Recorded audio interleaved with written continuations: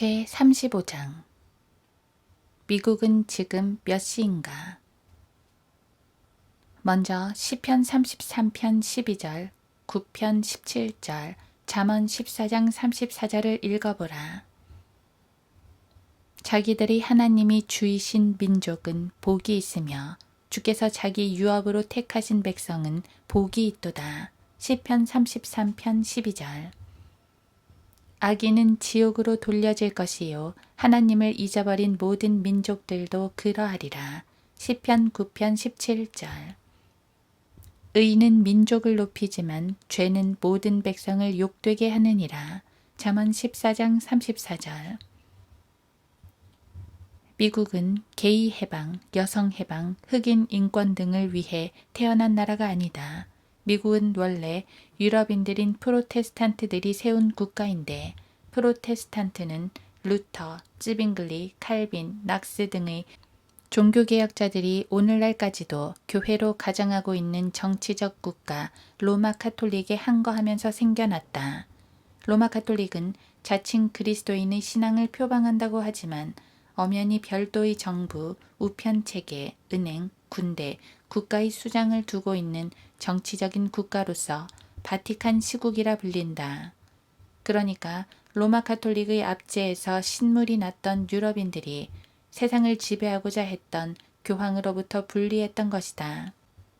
이것은 전혀 반카톨릭적인 편견이 아닌데 폭수의 순교사를 비롯하여 어떤 교회사 책을 읽어봐도 확연하게 알 수 있는 부분이다.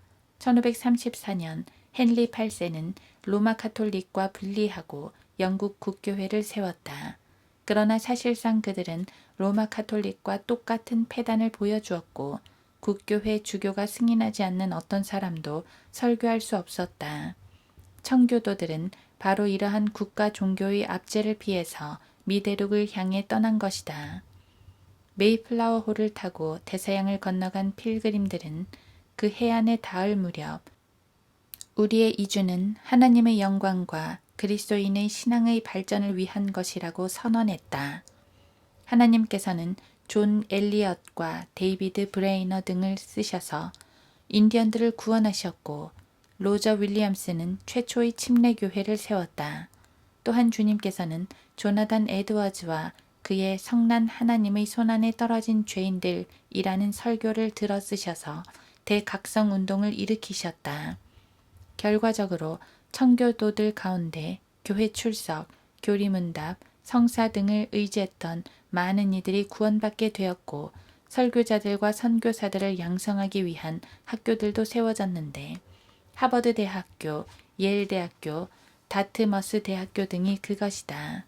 분명하게 짚고 넘어갈 점은 미국이 건국 초기에 성공할 수 있었던 것은 하나님과 그분의 책인 성경을 드높였기 때문이라는 사실이다.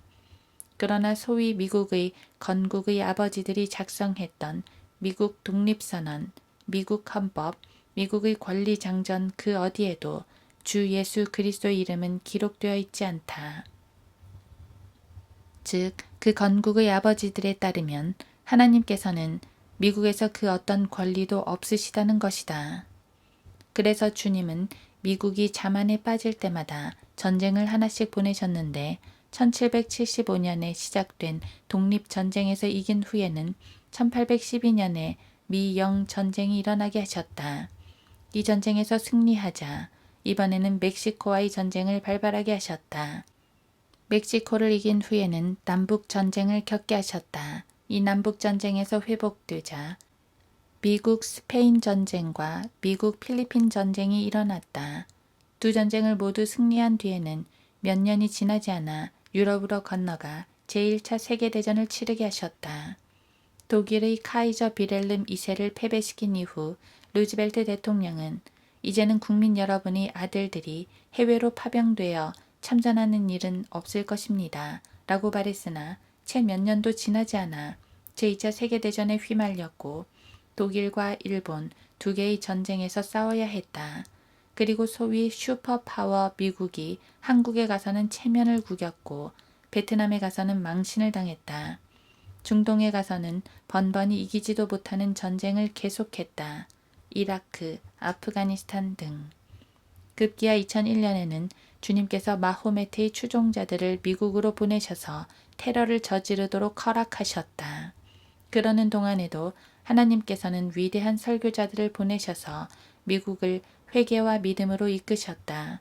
주님께서 보내신 피터 카트라이트는 테네시, 켄터키, 오하이오, 인디애나, 일리노이 주 등지를 말을 타고 누비며 설교했다. 그는 산악지방 출신의 거친 순회 설교자였다.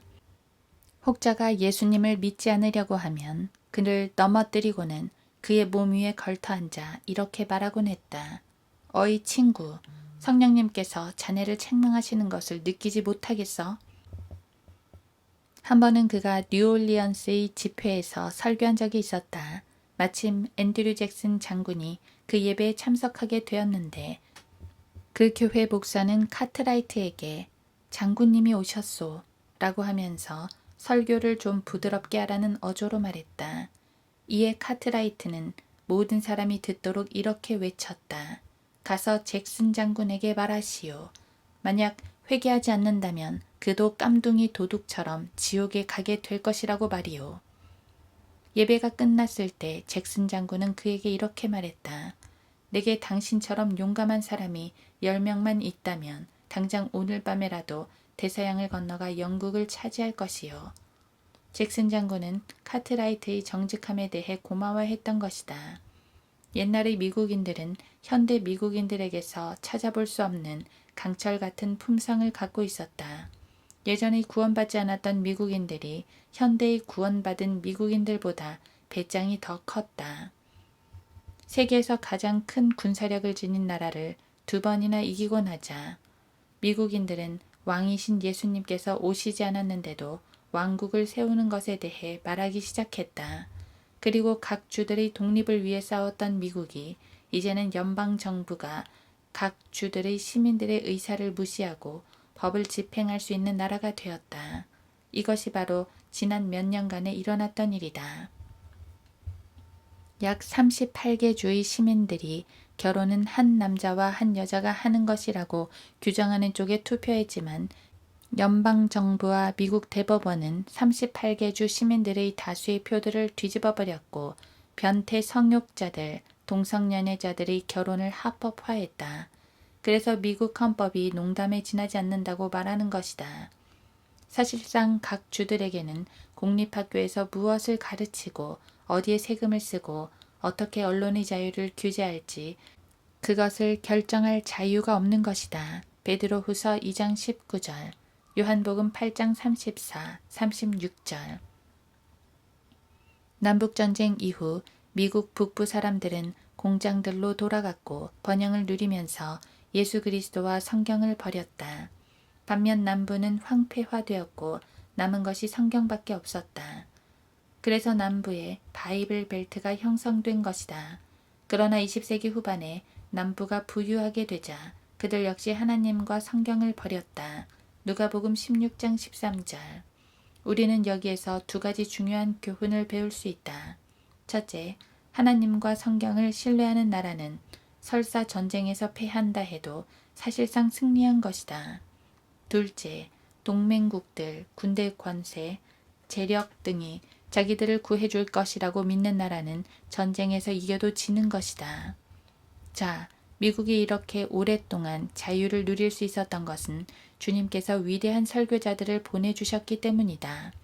D.L. 무디를 보내셨을 때 그는 약 200만 명의 죄인들을 주님께로 이겨왔다.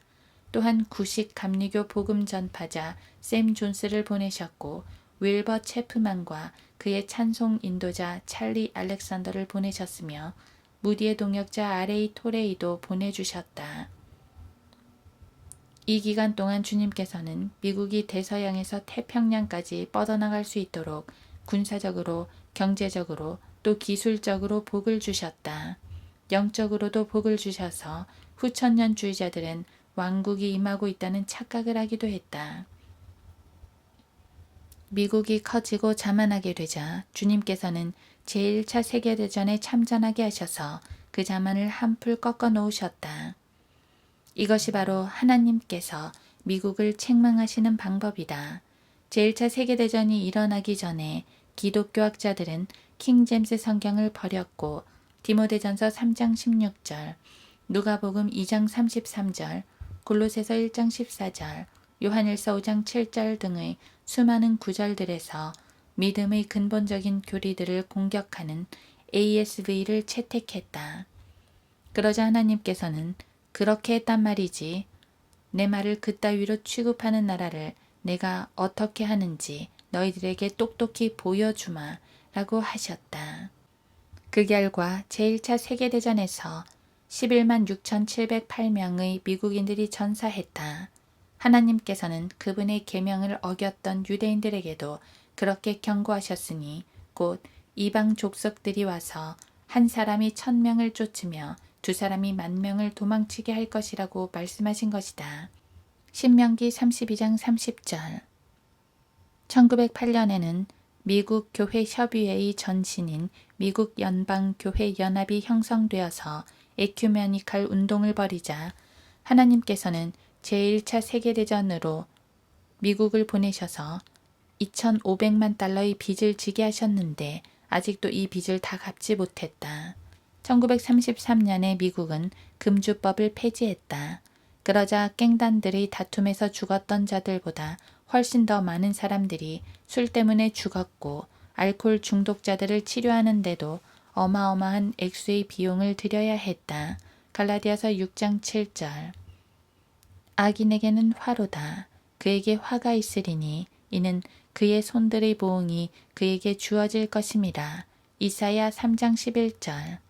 미국은 그 사악함에 대한 보응을 루즈벨트 대통령 재임 시절에 있었던 제2차 세계대전에서 받아야 했다. 100만 명이 넘는 미국인 사상자가 나왔고 2,410억 달러의 부채를 지게 되었다. 제2차 세계대전 이후 미국은 세계적인 연합운동을 벌였다. 모든 나라를 하나로 만들고 UN, 모든 종교를 하나로 만들며 에큐메니칼, 모든 인종을 하나로 만들고 인종통합, 여성과 남성을 통합하고 있다. 여성 인권 게이 해방. 또한 자본주의자가 공산주의자이고 남자가 여자이고 어린이가 어른이며 개신교도가 로마 카톨릭 교도이고 그리스도인이 불교도나 이슬람교도가 되며 변태 성욕자가 정상이고 하나님께서 모든 죄인들의 아버지가 되는 세상을 만들고 있다. 그러나 주님께서는 이런 일들을 통해 독보리들을 모아 불사르기 위해 단으로 묶고 계신다. 마태복음 13장 30절, 스바냐 3장 8절. 미국은 지금 몇 시인가? 11시가 지났고 조금 있으면 자정을 알리는 종이 울릴 것이다. 성경대로 믿는 위대한 사역자들이 수십만 명에게 복음과 성경을 전파했던 시대는 끝이 났다. 프랭크 노리스, 보샹빅, 올리버 그린, 밥 존스 시니어, 리 로버슨, 레스터 롤로프, 잭 하일스, 데오도르 앱, 찰스 풀러, M.R. 디한 그리고 수많은 하나님의 사역자들이 모두 주님 곁으로 갔다. 이제 교회들은 젊은이들에게 다가가기 위해 록음악을 사용하고 여자 같은 애송이들과 동성연애자들이 강단을 꿰차고 있다. 성경을 가르치고 전파하는 대신 나눔과 대화를 하고 있으며 1880년 이후로 약 323개 이상의 변개된 성경 번역본들이 나와 그리스도인들의 신앙의 모든 근본 교리들을 공격하고 있다. 소위 복음주의자들은 원본을 포함한 어떤 성경도 무오하다고 믿지 않을 뿐더러 성경의 주요 교리들도 믿지 않고 있다. 미국은 몇 시인가? 지금 우리는 예수님께서 오셔서 하나님의 자녀들을 이 세상에서 데려가시기 바로 직전의 마지막 짧은 순간을 살고 있다. 그 후로는 대환란이 시작되고 마귀가 이 세상을 차지할 것이다. 주님께서 오실 때까지 마음을 굳게 먹어라. 아주 어려운 때가 올 것이다. 압제에 굴하지 않고 믿음을 지키는 순간 박해와 조롱, 검열, 구속, 투옥, 교회 폐쇄, 정부에 의한 가정 파괴, 직업과 수입과 집을 상실하는 일들이 잇따를 것이다. 어떤 대가를 치른다 해도 주님과 성경을 위해 죽기까지 신실하겠다고 결심하라. 죽기까지 신실하라. 그러면 내가 너에게 생명의 면류관을 주리라. 계시록 2장 10절. 인자가 올 때 그가 세상에서 믿음을 찾아볼 수 있겠느냐. 누가복음 18장 8절.